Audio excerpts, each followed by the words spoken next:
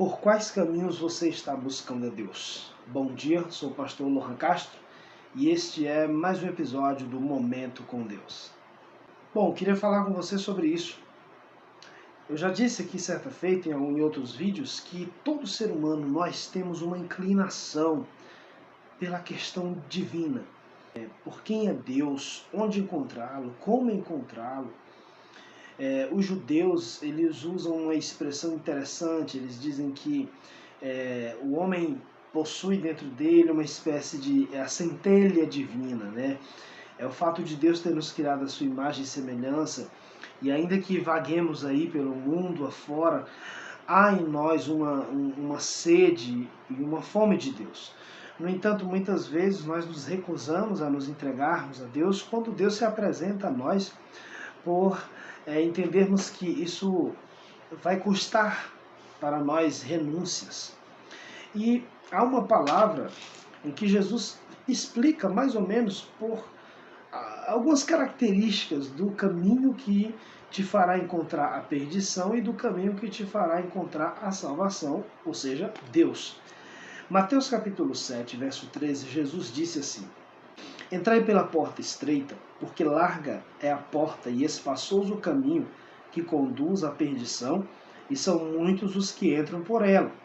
Pois a porta é estreita, o caminho que conduz à vida apertado, e são poucos os que a encontram. Vejamos algumas coisas que Jesus afirma. A primeira é: entre pela porta estreita. Por qual motivo? Jesus explica, porque larga e espaçosa é a porta, ou o caminho, a entrada para a perdição. A perdição é uma coisa muito fácil. Você não precisa se esforçar muito para se destruir.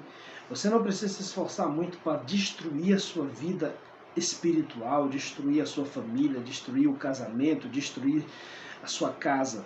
Isso é muito fácil de se fazer. A destruição ela é sempre muito fácil. Quando nós vamos observar, por exemplo, nos estudos psicanalíticos, existe uma coisa chamada pulsão de morte. É um impulso que há no homem que naturalmente inclina ele à destruição, realmente a desfazer coisas, né? A descontinuidade. Isso é estranho, não é? Mas cada um de nós carregamos isso dentro da gente. Por isso que nós somos mais destrutivos do que construtivos. Por isso que nós nos perdemos mais facilmente do que nos ajustamos mais facilmente.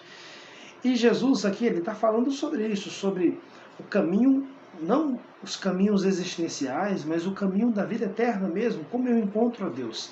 E Jesus já deixa a dica, ele já dá o spoiler aqui, ele diz, olha, não é por meio de caminhos largos, espaçosos, que não exigem de você nenhuma renúncia.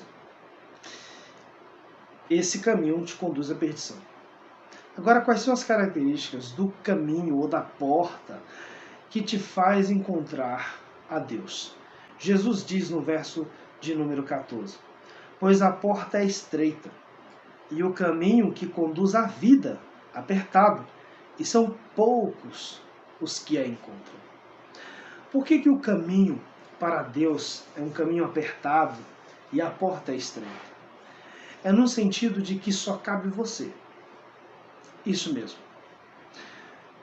Se queremos trilhar a rota em direção a Deus, nós precisamos deixar para trás nosso orgulho, nossa vaidade, nossa arrogância, nossa ganância, nosso ego, nosso eu, nossas verdades, tudo aquilo que nós consideramos como muito preciosos. É um caminho de renúncia. O caminho que nos conduz a Deus é definido por renúncia. A exemplo disso, o próprio Jesus. Jesus, sendo Filho de Deus, ele sai da sua glória eterna e se torna um homem, padecendo das nossas próprias lutas, enfrentando as nossas dificuldades, encarando a nossa dor, porém sem pecar, santo e imaculado.